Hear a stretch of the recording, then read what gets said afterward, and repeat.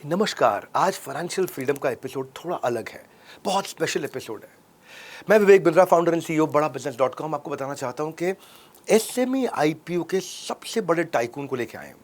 SME IPO के पूरे ब्रह्मांड को इस एक वीडियो में समझाया हमने। इसमें ना बहुत डेप्थ है, ये सरफेशियल नहीं है, इसीलिए बड़ा स्पेशल एपिसोड है। ये लाइव किया मैंने अपने इवेंट के अंदर। इतने सारे वेंचर ऐड करते हैं, कई लोग एडवेंचरस होते हैं, कई एडवेंचरस होते हैं। ऐड इतने वेंचर, हर तरह की इन्होंने कंपनीज में इन्वेस्ट किया आईपीओ के अंदर, हर तरह की। जहाँ जहाँ करते हैं ना वो गोल्ड माइन बन जाता है। Finance, media, chemical, jewellery, Infratech, health care, मसालों में भी, स्पाइसेस में, मतलब अलग अलग प्रकार की इन्वेस्टमेंट में इंटरेस्ट है। और बाकी देश को इनकी इन्वेस्टमेंट में ट्रस्ट है। ये वो राकेश झुनझुनवाला के बाद में एसएमई आईपीओ के वो दादा परदादा बन के निकले हैं। जहाँ ये दाव लगा देते हैं ना, लोग निश्चित होकर वहाँ भाव लगा देते हैं, क्योंकि ये आज तक के बिगेस्ट इन्वेस्टर है एसएमई आईपीओ के। 125 से ज़्यादा इन्वेस्टमेंट और हर जगह 100% से ज़्यादा ओवर सब्सक्राइब होती है इनकी हर वो इन्वेस्टमेंट जो एसएमई आईपीओ में गई है। ये फाउंडर हैं Rajasthan global securities private limited के, एलआरएसडी सिक्योरिटीज प्राइवेट लिमिटेड के ललित दुआ। एक ऐसे शख्स हैं, ये ऐसे शख्स हैं जिनसे हमने पूछा था कि एसएमई को फाइनेंशियल फ्रीडम इस आईपीओ के थ्रू कैसे मिल सकती है। एसएमई आईपीओ के ना फायदे, इसका पूरा ज्ञान है, आज भंडार है, ये पूरा भंडार ब्रह्मांड है एसएमई आईपीओ का। एसएमई आईपीओ की लिस्टिंग कैसे होती है, आईपीओ के लिए अपने आप को रेडी कैसे बनाते हैं, इन्वेस्टर जो है ना आजकल एसएमई आईपीओ में इतना पैसा क्यों इन्वेस्ट कर रहे हैं, क्या हो गया ऐसा कि रिटेल इन्वेस्टर इस समय एसएमई आईपीओ को सही बेट और सेफ बेट मानने लग गए हैं। हुआ क्या है, क्या चेंजेस हुए पिछले 10 साल के अंदर। प्राइस बैंड को कैसे सेट करते हैं एसएमई आईपीओ में कि ओवर सब्सक्राइब हो जाए, सब कुछ मजा आ जाए, बिल्कुल बहुत बढ़िया जाए लिस्टिंग। एक एसएमई को एंकर इन्वेस्टर क्यों चाहिए होता है, मतलब इससे बढ़िया वीडियो, एक वीडियो के अंदर सब कुछ मिल जाने वाला वीडियो है ये फाइनेंशियल फ्रीडम का एक वीडियो। तो आइए हमारे साथ लाइव देखिए स्टेज पे क्या चर्चा हुई। Let's watch and learn with Shri Lalit दुआ। हम एक प्रोग्राम रन करते हैं, आप जानते हैं, बड़ा बिजनेस में आइडिया टू आईपीओ। इनको तैयारी करनी है कि मुझे लिस्टिंग तक जाना है और बड़ा बिजनेस के पास आना चाहते हैं और उस हैंड होल्डिंग का सपोर्ट चाहते हैं। आप इनको क्या सुझाव देना चाहेंगे? आपके लिए स्टेज बिल्कुल परफेक्ट सेट है। आज बड़ा बिजनेस में जो हमारी मेंटरशिप में आते हैं, उसमें क्या होता है, अज्ञानतावश कभी कभार एक एसएमई का बहुत घबराहट होती है। मतलब एक साधारण भाषा में क्या सुझाव होगा ऐसी ऑर्गेनाइजेशंस के लिए? आप केवल अगर अपने बिजनेस को बड़ा करना चाहते हैं, आपके पास में राइट इकोसिस्टम है, राइट टर्नओवर है, आपको लगता है कि now you have made up your mind, तो ये एक बहुत बड़ा ग्रोथ इंजन है, ग्रोथ मोमेंटम है, प्रोपेलर फ्यूल है जो आपको दूसरे ऑर्बिट में डाल देगा। आपने इच्छा जताई कि जो कंपनीज हमारे सीजीपी में आते हैं, हमारे लीडरशिप फंड में आते हैं, जो आइडिया टू आईपीओ में आते हैं, उनमें आप सिलेक्ट करके उनमें भी आप इन्वेस्ट करने की इच्छा रखते हैं। उसके लिए मैं आपको बहुत धन्यवाद करता हूँ।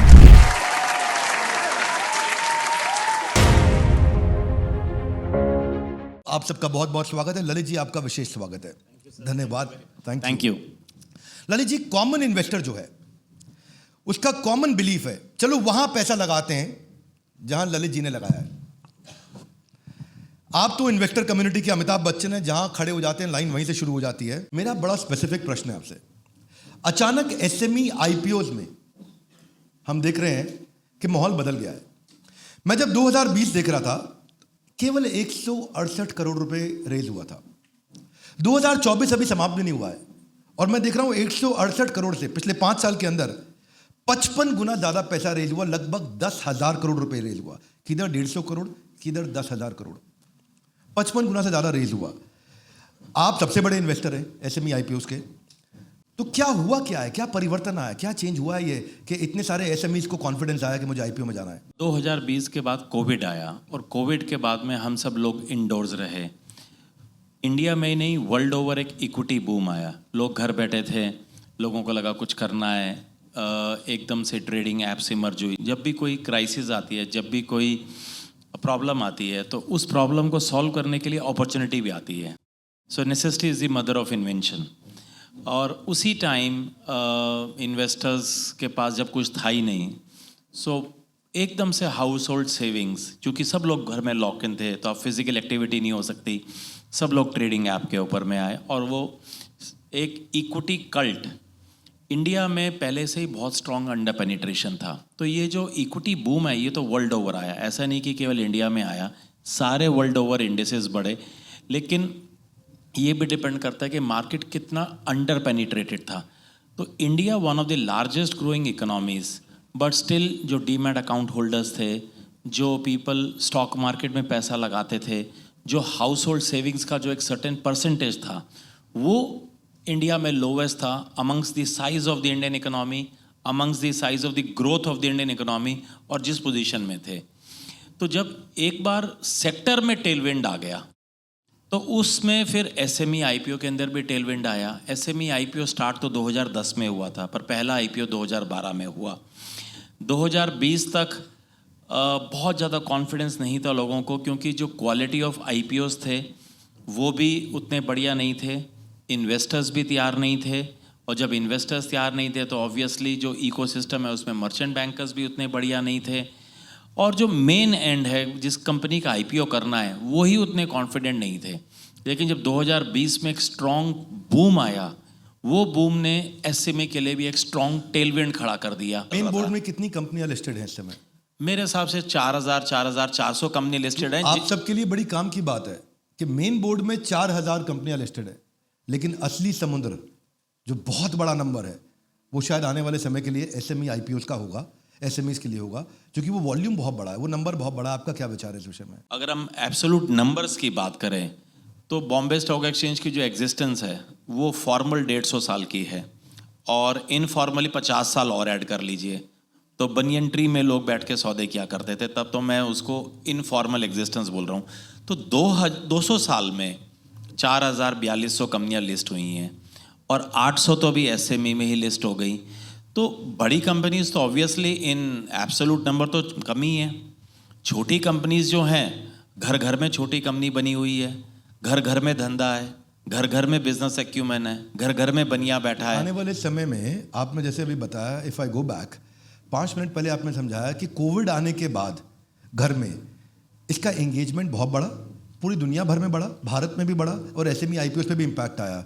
कोविड समाप्त हो गया है, अब ऐसा कोविड एटलीस्ट भारत में नहीं दिख रहा है। अभी ऑस्ट्रेलिया में दिख रहा है, कुछ न्यूजीलैंड में दिख रहा है, कुछ देशों में थोड़ा बहुत दिख रहा है, भारत में नहीं है। आने वाले समय में आप एसएमई आईपीओ का पूरा मार्केट साइज और वॉल्यूम कितना बढ़ता हुआ दिख रहे हैं? मेरे हिसाब से तो ये एक वैसी ट्रेन है जो स्टेशन छोड़ चुकी है, और ये ग्रोथ का एक पार्ट बन गई है, हमारे ग्रोथ मोमेंटम का हिस्सा है।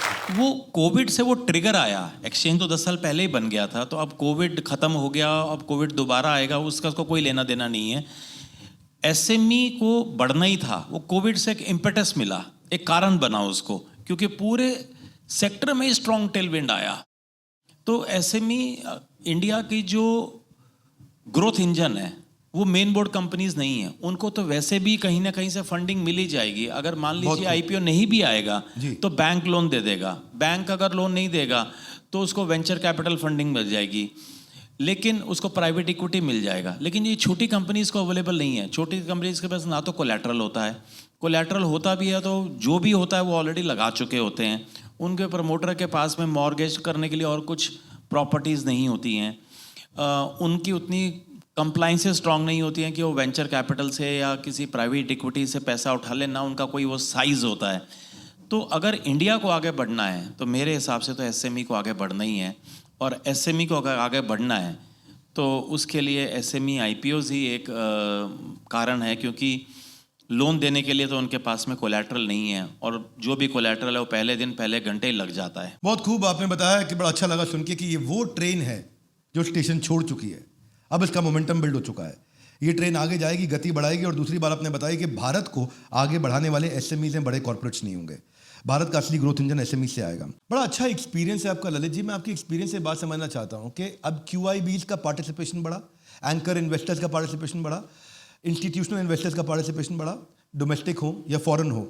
आपको क्या लग रहा है कि रिटेल इन्वेस्टर का साइकोलॉजी कैसे शिफ्ट हुआ है, उसके पीछे क्या कारण है? तकरीबन 8,000 करोड़ रुपया रेज किया है एसएमई आईपीओज ने। तो अगर हम इसका एक रिवर्स कैलकुलेशन करें कि टोटल कंपनीज का market cap at issue price क्या रहा होगा, तो ये आप मोटा मोटा मान लीजिए 25 से 30 हज़ार करोड़ होगा। एक कंपनी तकरीबन एवरेज 30-32% इक्विटी डाइल्यूट करती है इनिशियली, मिनिमम रिक्वायरमेंट 26-27% की है, बट कोई ज़्यादा भी करती है, फिर प्री आईपीओज भी होते हैं, तो मैं एवरेज 30-35% मान लेता हूँ। तो अगर 8,000 करोड़ रुपया रेज हो गया है तो तकरीबन 25,000 करोड़ रुपया इन कंपनीज का मार्केट कैप रहा होगा at strike price, at issue price. आज उन कंपनीज का मार्केट कैप 4 लाख करोड़ है। इनमें से कुछ कंपनीज तो ऑलरेडी माइग्रेट भी कर गई Main board पे। हैं, 300 कंपनियां माइग्रेट भी कर गई हैं, तो वो मार्केट कैप अलग होगा, क्योंकि जो कंपनियां माइग्रेट कर गई हैं ऑब्वियसली उनका मार्केट कैप बड़ा होगा। तो अगर 25,000 करोड़ 4 लाख करोड़ बन गया है तो इसका मतलब सबने पैसा कमाया है, रिटेल इन्वेस्टर्स ने भी पैसा कराया और बाकी भी जिन लोगों ने पैसा लगाया है एसएमई आईपीओज में वो उन्होंने भी पैसा बनाया। मैं आपको कुछ और आंकड़े देता हूँ। शायद 25 सितंबर 2024 को सेंसेक्स ने हाई बनाया 85,000 समथिंग, और उसके बाद में मार्केट्स में क्रैश आया। एफआईआईज ने पैसा निकाला, नवंबर में निकाला, दिसंबर में निकाला, अक्टूबर में निकाला, अभी दिसंबर में नेट बाइंग आई है sorry, but September onwards FIIs का सेलिंग था, तो इंडेक्स घट गया। स्मॉल कैप इंडेक्स भी घटा, मिड कैप इंडेक्स भी घटा, बाकी इंडेक्सेस भी घटे, लेकिन जो स्मॉल कैप इंडेक्स ने परसों ऑल टाइम हाई बना दिया।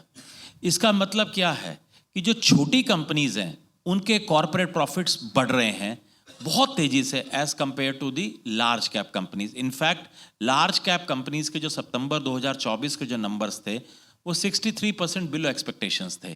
तो जो स्मॉल कैप कंपनीज हैं उनके जो प्रॉफिट्स हैं, क्योंकि एक इंग्लिश में कहावत है elephant can not dance, a rabbit can. So the base of small cap companies is small, so the kind of growth momentum that they can do, the kind of dancing that a rabbit can do, it is impossible for an elephant. किसी भी large cap company का profit 50% 100% बढ़ना impossible है। Correct. आप सोचिए कि Reliance industries का या हीरो होंडा का या एयरटेल का या इंडिको का, इन सब के नंबर्स ना एनालिस्ट एस्टिमेट्स के 5-7% ऊपर नीचे भी हो जाए तो बहुत बड़ी बात है। ऐसा नहीं होगा 100% प्रॉफिट बढ़ गए कल इन्फोसिस के, नहीं, वो एनालिस्ट एस्टिमेट से 1% ऊपर 1% नीचे। लेकिन स्मॉल कैप कंपनीज के जो नंबर हैं दे कैन सरप्राइज यू। तो जो स्मॉल कैप कंपनीज का जो कंट्रीब्यूशन है वो स्टेट एक्सचेकर पे जो सितंबर 2024 के नंबर्स हैं उस पे बहुत ज़्यादा है। इसलिए जो BSc IPO SME IPO index ने भी कल लाइफ टाइम हाई बनाया और सारे इंडेक्सेस ने परसों लाइफ टाइम हाईज बनाए। तो इसलिए जब सबने पैसा बनाया तो इसलिए उसमें रिटेल इन्वेस्टर का भी कॉन्फिडेंस जो है बढ़ता गया, वो बढ़ता जा रहा है। एक आपने डांस की बात करी कि भाई खरगोश तो नाच सकता, हाथी नहीं नाच सकता, तो छोटी ऑर्गेनाइजेशंस हैं उनका डांस बड़ा सुंदर हो सकता है, बड़ी ऑर्गेनाइजेशन में तो आप पैसे they can grow very sharply, they can grow very rapidly as compared to an elephant. अब एलिफेंट का तो टर्न अराउंड टाइम भी टाइम लेगा मुड़ने में। हाँ, एक समुद्री जहाज बड़ा होता है जी, उसको घूमने में समय लगेगा, यॉट तो बहुत छोटी सी बहुत वो जल्दी फट से घूम जाएगा। Yes sir. अब ये जो डांस हो रहा है, जब बॉलीवुड के सुपरस्टार डांस करते हैं वो कैमरा के सामने होते हैं, पर कैमरा के पीछे डायरेक्टर होता है जो सबको नचाता है, जिसके कारण सब डांस कर रहे होते हैं। आप कैमरा के सामने आज पहली बार आए हैं, पकड़ में आप आ गए हैं, बड़ी मुश्किल से आए हैं आप पकड़ में। आज डायरेक्टर सामने कैमरा के आ गया है बॉलीवुड के सेलिब्रिटीज को जो नचा रहा था। मैं आपसे एक बड़ा मीठा सा प्रश्न करना चाहता हूँ, क्या आपके हाथ में वो मिडास टच है? क्या आपके हाथ में वो गोल्डन टच है? आपको बुलाने की खास वजह ये है कि सब जानते हैं कि एसएमई आईपीओज में जितना अच्छा हैंड होल्ड आपने किया, जिसको आपने हाथ रखा उसके दिन बदल गए। मैं ओरियाना पावर की बात आप सबको बताना चाहूँगा अगर आप सुनना चाहें तो। 230 करोड़ से 4,700 करोड़ पे मार्केट कैप पहुंचा इनका, 20 गुना ग्रोथ मिला जब ललित दुआ जी का उनको साथ मिला। ऑस्ट्रेलियन प्रीमियम सोलर, हो सकता है ये मना करे माने, वो हम इन पे छोड़ते हैं। ऑस्ट्रेलियन प्रीमियम सोलर, उसका मार्केट कैप 100 करोड़ था, 1000 करोड़ पार कर गया एक साल के अंदर अंदर। वो कंपनी 100 करोड़ से 1000 करोड़ पे पहुंची। अब हम एक प्रोग्राम रन करते हैं, आप जानते हैं बड़ा बिजनेस में, आइडिया टू आईपीओ। आपने इच्छा जताई कि जो कंपनीज हमारे सीजीपी में आते हैं, हमारे लीडरशिप फंड में आते हैं, जो आइडिया टू आईपीओ में आते हैं, उनमें आप सेलेक्ट करके उनमें भी आप इन्वेस्ट करने की इच्छा रखते हैं। उसके लिए मैं आपको बहुत धन्यवाद करता हूं। पर जानना चाहता हूं वो सीक्रेट सॉस, अगर डायरेक्टर आज कैमरा के सामने आ ही गए हैं तो बताएं कि वो क्या मिडास टच है, वो क्या गोल्डन टच है ललित दुआ जी के हाथ में कि हाथ लगाते ही कंपनी बहुत आगे बढ़ती है। नहीं, मैं यहाँ पे थोड़ा सा डिस्कनेक्ट है। मैं 3 बातें बिल्कुल अपने दिल से कहना चाहता हूँ। 1, there is no secret touch, there is no Midas touch. I feel humbled, I feel overwhelmed, I feel grateful that the companies in which we have invested, we feel lucky. Luck का बहुत बड़ा importance है life में। इन companies ने growth किया है। We could be lucky that we were able to identify this companies at the right price. And of course इतना सा क्रेडिट ज़रूर लेना चाहूँगा कि जो हमारी इन्वेस्टमेंट्स हैं उसमें हम प्राइसिंग को बहुत इंपॉर्टेंस देते हैं, प्रमोटर्स को बहुत इंपॉर्टेंस देते हैं। इन प्रमोटर्स ने डिलीवर किया है और जब प्रमोटर्स डिलीवर करेंगे तो स्टॉक मार्केट प्राइस भी डिलीवर करेगा। हमारा दूर दूर तक कोई हाथ नहीं है किसी भी प्रकार से। ललित जी, ये कैमरा के सामने वाला आंसर है। कैमरा के पीछे वाला आंसर नहीं, ये कैमरे के पीछे का आंसर है। These companies have actually delivered these. अगर कोई क्रेडिट जाता है तो 100 का 100% क्रेडिट इन प्रमोटर्स को जाता है, और अगर कोई 1-2% क्रेडिट लेना है तो फिर वो तो स्टॉक मार्केट के जो स्ट्रॉन्ग टेलविंड है उनको भी क्रेडिट जाता है, प्लस जो कॉन्फिडेंस बिल्ड हुआ कि हाँ ये छोटी कंपनीज भी डिलीवर कर सकती हैं, इसी को क्रेडिट जाता है। Lovely, fantastic, very nice. आपने बहुत अच्छा बोला कि घोड़ा कितना भी अच्छा हो, अगर घुड़सवार में दम नहीं तो घोड़ा रेस हार जाएगा। तो घोड़े के अलावा आप जॉकी का बहुत ध्यान रखते हैं, प्रमोटर का बहुत ध्यान रखते हैं। यहाँ कई प्रमोटर्स बैठे हैं आज हमारे साथ में। यहाँ 20, 50, 100, 200 करोड़ करने वाले, रेवेन्यू करने वाले बहुत से प्रमोटर्स हैं जो आगे तैयारी कर रहे हैं, जिनका इस इंटरेस्ट है कि वो आईपीओ के लिस्टिंग की तरफ जाना चाहेंगे। हाथ ऊपर करें जिनका आगे चल के इंटरेस्ट है आईपीओ लिस्टिंग के लिए। बहुत खूब, बहुत अच्छा लगा देख करके। अलग अलग प्रकार के बिजनेस कर रहे हैं ये। अरे जी, आप जानते हैं कि अब तक हमने काफ़ी सारी ऑर्गेनाइजेशन में पार्टिसिपेट किया, जिनके साथ आज हमारे term sheet, shareholder agreement sign हो चुके हैं, जिनको हम हैंड होल्ड करके 30 महीने में आईपीओ तक लेके जाते हैं, जिनको हम लोग अपने पूरी ऑर्गेनाइजेशन से हम उनकी मदद करते हैं। अगर आप इनको कोई सुझाव देना चाहें कि बड़ा बिजनेस में आज एक, अभी भी इस वीडियो के बाद भी हम लिंक देंगे, यहाँ पे लोग अप्लाई करते हैं, तो जो अप्लाई करते हैं कि जिनको तैयारी करनी है कि मुझे लिस्टिंग तक जाना है और बड़ा बिजनेस के पास आना चाहते हैं और उस हैंड होल्डिंग का सपोर्ट चाहते हैं, आप इनको क्या सुझाव देना चाहेंगे? मतलब एक साधारण भाषा में क्या सुझाव होगा ऐसी ऑर्गेनाइजेशंस के लिए आपको? देखिए, मैं आज यही कहूँगा कि स्टेज सेट है, ये मौका भी नहीं था। 2020 से पहले छोटी कंपनीज को फंड रेज करने के लिए बहुत तकलीफ आती थी। 2010 से 2020 तो एसएमई स्पेस को खड़ा करने में रेगुलेटर्स का बहुत बड़ा हाथ है, लेकिन किसी भी तरह बहुत सारे चैलेंजेस रहे, तो बहुत क्रेडिट बहुत लोगों को जाता है, बट आज उन लोगों की जो मेहनत है वो आज रंग ला रही है। तो आपके लिए स्टेज बिल्कुल परफेक्ट सेट है। आप केवल अगर अपने बिजनेस को बड़ा करना चाहते हैं, आपके पास में राइट इकोसिस्टम है, राइट टर्नओवर है, आपको लगता है कि now you have made up your mind, तो ये एक बहुत बड़ा ग्रोथ इंजन है, ग्रोथ मोमेंटम है, प्रोपेलर फ्यूल है जो आपको दूसरे ऑर्बिट में डाल देगा। और अगर आप नहीं करेंगे तो अगर आपका कॉम्पिटिटर ही कर लेगा तो भी आप छोटे हो जाएंगे। अकबर और बीरबल का संवाद हुआ और एक बार अकबर ने बीरबल को कहा कि ये लाइन है, इसको आपको बिना काटे बिना मिटाए आपने छोटा करना है। तो बीरबल ने वो लाइन, एक बड़ी लाइन उसके आगे खींच दी, तो बोला ये लाइन छोटी हो गई है। तो अगर आप अपना लाइफ में सेट भी हैं और जो भी आप अपना बिजनेस कर रहे हैं उससे सेटिस्फाइड भी हैं, आपको लगता है कि आई एम ओके, लेकिन अगर आपका कॉम्पिटिटर वो स्टॉक मार्केट से फंड्स रेज करता है, जब आप स्टॉक मार्केट से फंड्स रेज करते हैं तो फिर आप बैंक से प्रोपोर्शनेटली और डेट भी रेज कर सकते हैं, क्योंकि अगर आप बैंक से डेट भी रेज करने जाएंगे तो बैंक्स आपको बोलेगा आपको प्रोपोर्शनेट इक्विटी भी लेके आनी है। तो अगर डेट और इक्विटी का कॉम्बिनेशन होता है, तो अगर आप जब लिस्टिंग करते हैं तो केवल आपको फंड्स नहीं मिलते हैं, फंड्स तो एक बहुत छोटा सा, मैं एक कंट्रीब्यूशन बोलता हूँ, आपको विजिबिलिटी मिलती है, आपको क्रेडिबिलिटी मिलती है। एक जो लिस्टेड कंपनी का जो ऑडिटर है वो जब बैलेंस शीट को साइन करते हुए 100 बार सोचता है as compared to an unlisted company, उसको लगता है ये खुद ही तो मालिक है यार, ऊंच नीच भी हो गई तो चलो कोई बात नहीं। Corporate governance of a listed company and unlisted company is 1000 times on a different scale. तो बैंक्स भी आपके बैलेंस शीट को ट्रस्ट करते हैं, वेंडर्स भी आपकी बैलेंस शीट को ट्रस्ट करते हैं, रॉ मटेरियल सप्लायर्स भी आपकी बैलेंस शीट को ट्रस्ट करते हैं, आपके टेक्नोलॉजिकल पार्टनर्स भी आपकी बैलेंस शीट को ट्रस्ट करते हैं। तो लिस्टिंग के कई फायदे हैं। लिस्टिंग मार्केट कैप एक करेंसी बन जाती है, इनकैशेबल करेंसी। आपको कुछ भी खरीदना है, आप अपनी कंपनी के शेयर्स बेच दीजिए। आपको प्रोजेक्ट आपके दिमाग में आया है, आज आपके सामने एक डील बैठी है, आपको ये नहीं सोचना मैं पैसे कहाँ से लेके आऊँगा। अगले दिन अपने फॉलो ऑन शेयर्स बेचिए, आप राइट्स इशू कीजिए, एफपीओ कीजिए, क्यूआईपी कीजिए, प्रेफरेंशियल इशू कीजिए, हज़ारों इंस्ट्रूमेंट्स है। और आप अगले दिन सुबह जाके, आपकी बस एक मार्केट कैप तैयार होनी चाहिए, मार्केट कैप के बेस पे कुछ परसेंटेज आप डाइल्यूट करके, और बहुत सारी इन्वेस्टी कंपनीज़ ने, बहुत सारी एसएमई कंपनीज़ ने सब्सिक्वेंट फंड रेज किया। एक नहीं है, 50 से ऊपर है, 300 कंपनीज तो मेन बोर्ड पे ही माइग्रेट कर गई हैं, जो एसएमई के अंदर ही उन्होंने जो अपना ओरिजिनल आईपीओ था उससे भी ज़्यादा बहुत कम परसेंटेज डाइल्यूट करके फंड रेज किए। तो मैं आपको कुछ एग्जांपल्स बता देता हूँ। पूरा KP green Phantom, Annapurna Swadisht, Oriana, Krishca strappings, सियोक telematics, and the list is long. The list is long.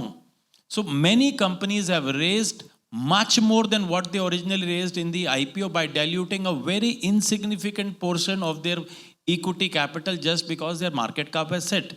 तो उनको अगर कोई मौका मिलता है तो उनको फिर ये नहीं सोचना पड़ता कि अरे पैसे कहाँ से आएंगे, आज मौका तो आ गया, पहले मौका नहीं था. एक वो कहावत है कि पहले दांत थे तो चने नहीं थे, अब चने हैं तो अब दांत नहीं रहे. तो यहाँ पे अब दोनों चीजें, जैसे ही आपके पास है मौका आएगा, पैसों की कोई लिमिटेशन नहीं है. इंडिया में ब्लैंक चेकबुक इन्वेस्टर्स हैं. एक बार अगर इंडिया में किसी इन्वेस्टर को आदत लग जाए किसी कंपनी से पैसा कमाने की, and Reliance Industries is a perfect example. So Reliance Industries, I will give credit to Dhirubhai ji that he developed the equity cult. You can say whatever the hand of God, but people never lost money in a Reliance. अभी भी शायद कल परसों ही एक article एक जगह आ रहा था कि शायद क्या ये ऐसा पहला साल होगा जहां रिलायंस की रिटर्न्स नेगेटिव होंगी. तो भी उसके नीचे लिखा था अभी पिक्चर बाकी, अभी 31 दिसंबर तक अभी टाइम है, पॉजिटिव हो सकती हैं. So such is the fascination of Reliance Industries. It may not have given you extraordinary results, but it is always give you consistent returns. So आज एक स्टेज सेट है. तो मैं तो आपके सारे ऑडियंस को यही कहूँगा कि जैसे कभी आपने हलवाई को पूड़ियाँ तलते हुए देखा हो, तो शुरू में कढ़ाई को गर्म होने में टाइम लगता है. एक बार जब कढ़ाई गर्म हो गई, फिर जितनी मर्जी पूड़ियाँ डाल लीजिए. तो आज कढ़ाई गर्म है, स्टेज हैज़ बीन सेट, बहुत लोगों की बहुत मेहनत लगी हुई है. Lovely, fantastic. तो कितने लोग पूड़ियाँ तलने को तैयार हैं? Are you really ready? Loudly yes no. बहुत गहराई मिल रही है भाई लोगों. इस वीडियो को, इस सेशन को, इस इंटरव्यू को पूरा ध्यान से समझिए. पता नहीं कौन सी बात आपकी जिंदगी को, कौन सी लाइन कब कहां बदल दे. मैं ट्राइडेंट टेक लैब्स की बात करना चाहता हूं. साल भर की बात रही है कि 60 करोड़ की कंपनी लगभग 2,500 करोड़ की हो गई. साल भर के अंदर 60 करोड़ की कंपनी लगभग 2,500 करोड़ की हो गई. प्रश्न थोड़ा मेरा अलग है. एक एसएमई आईपीओ में एंकर इन्वेस्टर की क्यों जरूरत होती है, वो क्यों जरूरी रहेगा? और आप एज एन एंकर इन्वेस्टर जब प्री आईपीओ आते हैं, अगर आप हमें मदद करें साधारण भाषा में समझाने में, एक एंकर इन्वेस्टर का या ललित दुआ जी का आईपीओ से पहले, किसी भी एंकर इन्वेस्टर का, और आईपीओ के बाद क्या रोल रहता है, उनका हमारे जीवन में क्या प्रभाव होता है हमारी कंपनी में, और एक अच्छा एंकर इन्वेस्टर चाहे आप या कोई भी हो, उनको लेने से हमारे बिजनेस में हमें क्या फायदा हो सकता है. सो मैं इस क्वेश्चन को 2 भाग में डाइसेक्ट करूंगा जी. हम जब कंपनीज को इवैल्यूएट करते हैं तो प्री आईपीओ बेसिस पे करते हैं. वो प्रमोटर्स हमें बहुत अलग अलग चैनल से आते हैं, कंसल्टेंट्स भी लेके आते हैं. उनके company secretaries, friends, fellows, relationship, follow, referral से आते हैं. और जब एक मर्चेंट बैंकर देखता है कि इसमें कौन प्री आईपीओ इन्वेस्टर है, और वो अगर वो प्री आईपीओ इन्वेस्टर्स या कोई भी हो, जैसे आपने मधु किला जी का नाम लिया जी, या किसी और भी बहुत मार्केट में बहुत रेप्यूटेड इन्वेस्टर्स हैं, तो उन मर्चेंट बैंकर्स का कॉन्फिडेंस बढ़ जाता है कि यार इन लोगों ने अपना ड्यू डिलिजेंस कर लिया होगा. तो वो अपना गार्ड थोड़ा सा जो है वो और कॉन्फिडेंट हो जाता है कि okay, now I am being supported by an ably equally reputed investor. बहुत खूब. जो एंकर इन्वेस्टर है, ये हमें डील्स मर्चेंट बैंकर्स भेजते हैं और हम इनको इवैल्यूएट करते हैं. इनकी रिक्वायरमेंट क्या है? एक बुक बिल्डिंग आईपीओ को 2 भाग में बांटा जाता है. 50% क्यूआईबी होता है, 15% एचएनआई होता है, 35% रिटेल होता है. उस 50 का 60% जो है वो एंकर के लिए रिजर्व्ड होता है. तो जो टोटल आईपीओ का, यानी कि 50 का 60%, 30% वो एंकर के लिए रिजर्व्ड होता है. अब वो मर्चेंट बैंकर का प्रोगेटिव है कि वो किस एंकर इन्वेस्टर को इनवाइट भेजना चाहता है. वो भी अपने ट्रैक रिकॉर्ड से जाते हैं कि किन एंकर इन्वेस्टर्स का परफॉर्मेंस अच्छा जा रहा है, कौन से एंकर इन्वेस्टर का मार्केट में फैंसी है, कौन से एंकर इन्वेस्टर डीपली कैपिटलाइज्ड हैं, कौन से एंकर इन्वेस्टर फिर जब आईपीओ आएगा उसमें एप्लीकेशन लगा सकते हैं, नहीं लगा सकते हैं, और कौन से एंकर इन्वेस्टर कितने लॉन्ग टर्म इन्वेस्टर्स हैं. वो सारा अपना मर्चेंट बैंकर्स भी अपना डाटा रिसर्च करते हैं. तो एंकर इन्वेस्टर्स का ये इंपॉर्टेंस है कि वो कितने वेल कैपिटलाइज्ड हैं, कितनी बड़ी एप्लीकेशन लगा सकते हैं आईपीओ में सपोर्ट कर सकते हैं, नहीं कर सकते हैं, उनकी क्या रेपुटेशन है, उनकी क्या क्रेडिबिलिटी है, और वो कितना लंबा होल्ड करना चाहते हैं. ये एंकर इन्वेस्टर्स का रोल है. ये तो सब जानते हैं कि आप भारत में सबसे सफल एंकर इन्वेस्टर्स में रहे हैं एसएमई आईपीओ में, लेकिन मैं एक अलग सवाल की तरफ लेके जाना चाहता हूँ, अगर आप परमिशन दें. वो सवाल है आज बड़ा बिजनेस में हम हमारे एसएमईज को जो हमारी मेंटरशिप में आते हैं, हम उनको ब्रांड एम्बेसडर भी देते हैं, मर्चेंट बैंकर भी देते हैं, उनका हम operational due diligence, financial due diligence या उनका टेक्निकल ड्यू डिलिजेंस या उनको हम लोग अलग अलग लेवल पे उनकी मदद करते हैं। हम अपनी लीडरशिप उनको देते हैं, उनकी ब्रांडिंग, उनकी मार्केटिंग, उनकी विजिबिलिटी, और देखते हैं कि उनको स्पीड और स्केल टेक्नोलॉजी के माध्यम से हम कहाँ दे सकते हैं, उनको डिस्ट्रीब्यूशन नेटवर्क की कहाँ ज़रूरत है, B2G में हम कहाँ उनको गाइड कर सकते हैं, मेंटोर कर सकते हैं, उनको हैंड होल्ड करके लेके जाते हैं। फिर भी हम देखते हैं कि जो जो कंपनी हमने छोड़ी, जहां हमने पार्टिसिपेट नहीं किया, उसमें क्या होता है, अज्ञानतावश कभी कभार एक एसएमई का बहुत घबराहट होती है। और घबराहट होती है कि यार मेरी ओनरशिप हाथ से निकल जाएगी, घबराहट होती है कि मेरे को डिसीजन मेकिंग में बाहर का आदमी इंटरफेयर तो नहीं करेगा, या घबराहट हो सकती है कि यार कंप्लायंस बहुत ज़्यादा हो जाएंगे या टैक्स का बर्डन हो जाएगा। कई कॉमन फियर होते हैं। एक समझदार फाउंडर के लिए तो हम चुटकियों में उड़ा देते हैं, लेकिन अभी आपसे आज एडवाइस लेना चाहते हैं। आप बड़ा बिजनेस के प्लेटफॉर्म पे अगर सबको आज कैमरा पे एडवाइस देना चाहें कि ऐसे लोग जिनका सवाल है जो आज सामने भी बैठे हैं, इस डर से इनको कैसे निकाला जाए, इस डर को कैसे समाप्त किया जाए। 4-5 पार्ट से आपके क्वेश्चंस के 1 बाय 1 आंसर करता हूँ। पहला आपने कहा टैक्स। देखिए, मैं अब ये मानता हूँ कि जिस स्टेज में हम पहुँच चुके हैं, जिस स्टेज में सरकार की रेगुलेटरी सर्विलेंस है, टैक्स की चोरी तो वैसे भी इम्पॉसिबल हो गई है। इनकम टैक्स के ऊपर GST भी है, कहाँ कहाँ तक चोरी करोगे, तो वैसे भी आपको मेन स्ट्रीम में आना ही पड़ेगा। दूसरा, अगर आप मान भी लो कि आप टैक्स की चोरी कर भी लेते हो, जो कि नहीं करनी चाहिए, तो वो जो पैसा है वो सब अनप्रोडक्टिव एसेट्स में जाता है। आप गोल्ड ले लेंगे, रियल एस्टेट ले लेंगे, कोई बेकार की एसेट ले लेंगे, शादियों में खर्च हो जाएगा। They are all unproductive assets. तो आपकी जो कंपनी का एक ग्रोथ मोमेंटम है, वंस अगेन वही अकबर और बीरबल वाला संवाद है, अगर आपका कॉम्पिटिटर नहीं कर रहा है तो उसके पास एक बड़ा बेस मिल गया है, उसके पास प्रोडक्टिव एसेट्स हैं, प्रोडक्टिव मनी है, बैंक्स के पास एक क्रेडिबल बैलेंस शीट है, टेक्नोलॉजी पार्टनर के पास एक क्रेडिबल बैलेंस शीट है। तो पहले तो चाहे आप लिस्टिंग कर रहे हैं, लिस्टिंग नहीं कर रहे हैं, टैक्स तो आपको वैसे भी देना है। अब दूसरा आ गया है कि मेरी कोई कंपनी टेक ओवर कर लेगा, नहीं कर लेगा। सर, कंपनी तो इंडिया में कोई किसी की टेक ओवर नहीं कर पाया, वो तो आप मेन बोर्ड पे ही नहीं कर पाया। एसएमई की तो बहुत छोटी सी बात है। एसएमई की तो कंपनीज जो होती हैं वो 1 मैन शो, प्रमोटर ड्रिवन होती हैं। तो कोई टेक ओवर कर लेगा, ये तो बिल्कुल ही ख्याल ही निकाल दीजिए।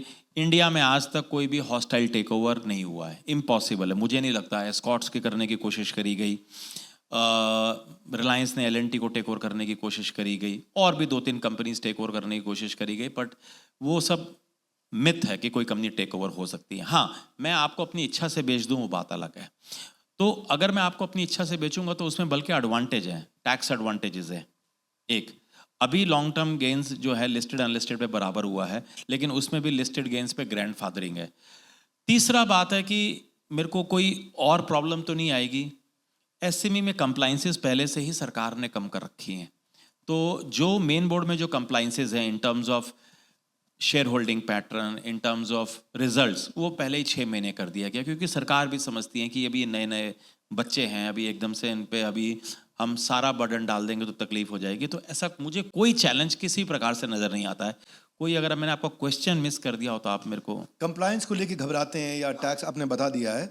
मैं इसमें एक और फर्स्ट हैंड अपना एक्सपीरियंस शेयर करना चाहता हूं, जो कि सवाल के रूप में शेयर करूंगा। जब मैं आज इस इंडस्ट्री में बहुत सालों से काम कर रहा हूं, भगवान का आशीर्वाद है और हमारे व्यूअर्स का, हमारे कंज्यूमर्स का, हमारे कस्टमर्स का हमारे साथ में बहुत प्रेम है कि आज वर्ल्ड का सबसे बड़ा एंटरप्रेन्योरियल चैनल हम रन कर रहे हैं और बहुत सी ऑर्गेनाइजेशन को हम हैंड होल्ड करते हैं। हम उनको जिस प्रकार के भी वेंडर्स चाहिए, टेक्नोलॉजी से लेकर के हर चीज़ के हमारे पास ऑटोमेट करने के लिए वेंडर्स जो उनको मदद करते हैं हमारे साथ आकर के। हम की अकाउंट मैनेजर देते हैं, हमारी कंपनी जिसको हम इन्वेस्ट जिसमें करते हैं, जिनके साथ समय बताते हैं, सब तरह से उनको हेल्प करते हैं। जब वो IPO के लिए रेडी होता है, यहाँ मैं आपका एक्सपीरियंस मांगना चाहता हूँ, अगर आप मदद करें। रेडी होता है तो कभी कभार प्रमोटर प्राइस बैंड को लेकर के अड़ने की कोशिश करता है और वो चाहता है कि भाई मैं इस वैल्यूएशन पे जाना चाहता हूँ। कमाल की बात करते हो आप, हमको समझते हो कि हम 100 करोड़, हमें लगता है हम 300 करोड़ की कंपनी है, एटलीस्ट इस प्राइस पे हम जाना चाहते हैं बाजार में। और जब हम उन्हें समझाते हैं कि आप राइटली प्राइस करोगे तो मार्केट बहुत अच्छा रिस्पॉन्ड करेगा, बाद में दोबारा सब्सिक्वेंट फंड रेज करिए। कभी कभार एक छोटे व्यापारी को यह बात नहीं समझ में आती है, तो वो डिस्कशन को और लंबा खींचता है। अगर आप इसमें सुझाव देना चाहें तो क्या सुझाव देंगे? प्राइस बैंड को लेकर के कैसे सेट किया जाए कि ओवर सब्सक्रिप्शन तक जा सके, मार्केट बहुत अच्छा रिस्पॉन्ड कर सके? देखिए, प्राइसिंग तो हमेशा सब्जेक्टिव रहेगा, इसमें कोई डाउट नहीं है। एक पेंटिंग है, उसमें हुसैन नहीं लिखा है तो उस पेंटिंग की क्या वैल्यू है? पेंटिंग के नीचे हुसैन लिखा है, उसकी क्या वैल्यू है? और किसी को ना पता हो कि इसके नीचे हुसैन लिखा हुआ है तो क्या वैल्यू है?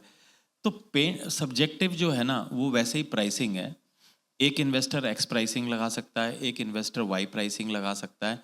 मैं इस थ्योरी में बिल्कुल विश्वास नहीं रखता कि आपको अपनी कोई ऑक्शन करानी है, कोई नीलामी करानी है कि मेरे कोई दाम लगा रहा है। We are trying to build a trust. अगर ट्रस्ट टूट गया तो सब कुछ टूट गया। तो सबसे पहले तो जो मैंने अभी आपसे पहले भी कहा कि जो इंडिया का मार्केट आप समझिए, वो ब्लैंक चेकबुक इन्वेस्टर लेके लोग बैठे हैं। वो ऐसे ही समझते हैं कि यार हमने इस कंपनी से पैसे कमाए। So you are trying to build a trust. दूसरा, हमें एक मार्जिन ऑफ सेफ्टी और एक मार्जिन ऑफ एरर भी लेके चलना चाहिए। आपकी कंपनी अभी अनलिस्टेड है, तो अनलिस्टेड में कौन डिटरमाइन करेगा कितना प्राइसिंग होना चाहिए? सो अगर आप मान भी रहे हैं कि मेरी कंपनी की वैल्यूएशन एक्स है, पहली बात तो आप कौन है मानने वाले? क्योंकि आपका काम है धंधा चलाना। तो इसके लिए वैल्यूएशन एक्सपर्ट्स बैठे हैं, मर्चेंट बैंकर्स बैठे हैं। और मैं आपको बता दूं, with all the given experiences, किसी को भी सर कुछ नहीं पास। एक बैंड होता है, एक रेंज होता है, उसमें सर हमें, I believe that I should err on the error of margin of safety. I should err on the area of that I should leave something on the table. एक investor अगर पैसा कमाएगा तो वो पूरी कायनात जो है ना, जो उसका दुआ है, जो एक आपकी रेपुटेशन है, ये केवल ये वो मंत्र वाला दुआ नहीं है, ये जेन्युइनली एक इकोसिस्टम की दुआ है जी। एक ट्रस्ट, एक कॉन्फिडेंस।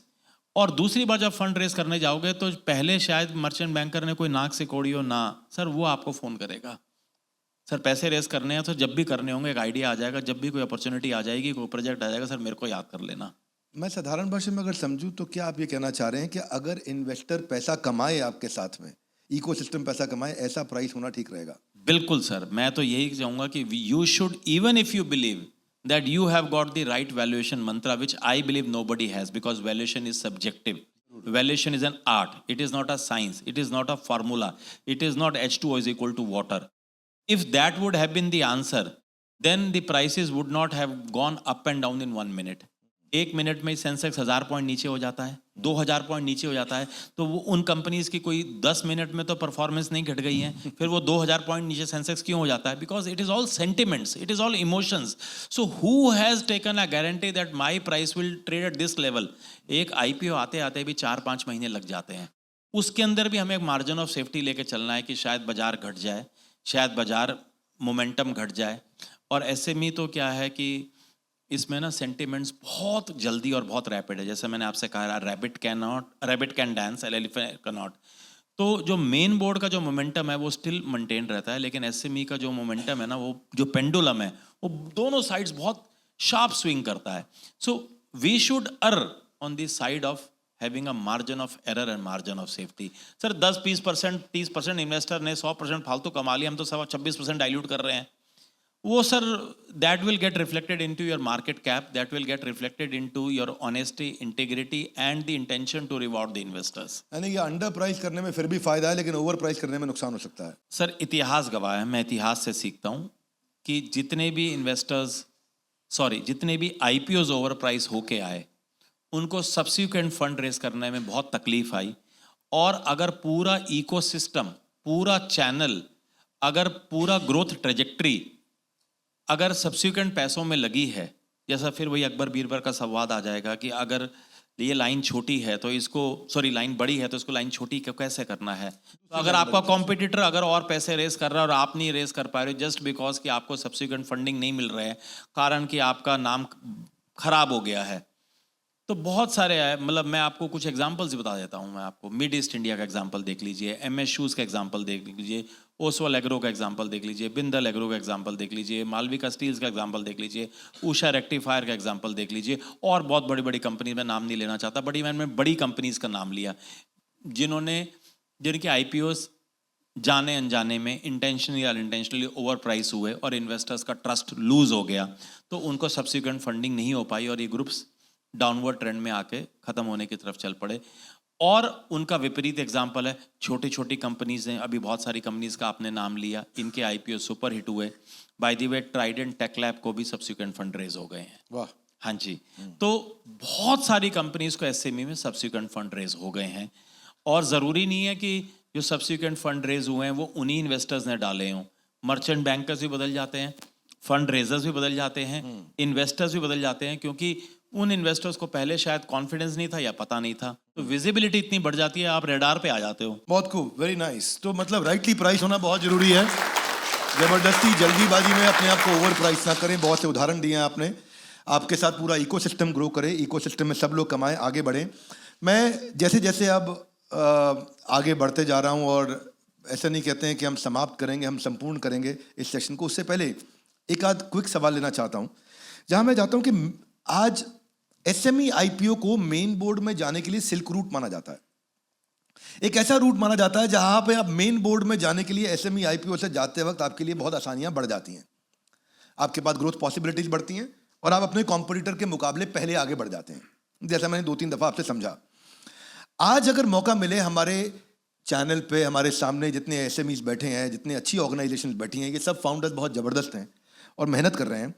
अगर आप इन्हें मोटिवेट करना चाहते हैं तो आप इन्हें एसएमई आईपीओज का फायदा क्या समझाना चाहेंगे? इसका फायदा क्या होता है, अगर साधारण भाषा में समझाएं? आप जल्दी से पैसे रेज कर सकते हैं। So the process in raising funds is quicker as compared to a main board. The compliances are less, the benchmark is less, the threshold is less. So even in terms of regulatory, I would say that though the regulation requires that the average EBITDA should be 45 crore rupees for a main board, still the IPOs will be considered small for the main board. And the merchant bankers for the main board are big. So they have a fixed fees to charge. And those fixed fees, if you put it as a variable component of the IPOs, translates to a bigger amount. So there are very less merchant bankers for the main board who are working for the smaller segment. So practically, compliances wise, you might still be eligible to raise funds in the main board. Lalit ji, प्रार्थना करूंगा हिंदी में रखिएगा, अच्छा, ताकि आपकी आवाज ज्यादा पूरे भारत में पहुंच सके, ना केवल इंडिया में। तो इसको ऐसा पेश करते हैं कि शायद आप मेन बोर्ड में क्वालिफाई कर भी जाएं, लेकिन एसएमई में फंड्स रेज करने स्पीड अच्छी है, और आज की डेट में कोई वैल्यूएशन वाइज कोई फ़र्क नहीं रह गया है। एसएमई में भी बढ़िया वैल्यूएशन मिल रहा है, सब्सिक्वेंट फंड रेज भी एसएमई में हो रहे हैं, और अगर आप मेन बोर्ड में क्वालिफाई नहीं भी कर रहे हैं, 3 साल लग रहे हैं, तो उससे कोई फ़र्क ही नहीं है, 19-20 का भी फ़र्क नहीं रह गया है। इंस्टीट्यूशनल इन्वेस्टर्स अब एसएमई में भी आ रहे हैं, 50% कोटा वहाँ भी रिजर्व्ड है, 50% का 60% एंकर बुक के लिए भी रिजर्व्ड है। बहुत 160 बहुत प्रकार के एंकर इन्वेस्टर्स आ गए हैं। एचडीएफसी बैंक तक आ गया है, एचडीएफसी बैंक ने भी 11-12 एंकर इन्वेस्टर्स कर लिए हैं, तो बैंक्स भी आने स्टार्ट हो गए हैं, बड़ी बड़ी एनबीएफसीज आनी स्टार्ट हो गई हैं, एफआईआईज, एफपीआईज, एआईएफ्स तो आ ही रहे हैं। तो कोई फ़र्क नहीं है, not in terms of valuation, not in terms of subsequent fund raising.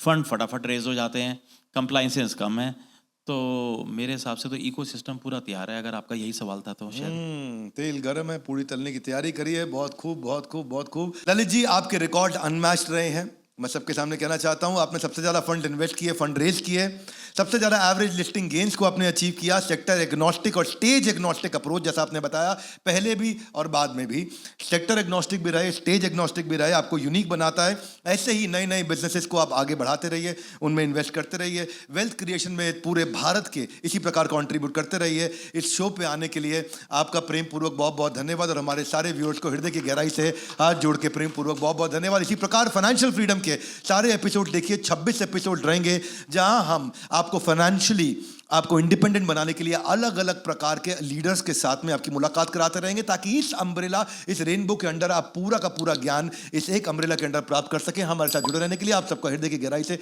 प्रेम पूर्वक बहुत बहुत धन्यवाद। ललित जी, आपका विशेष थैंक यू सर।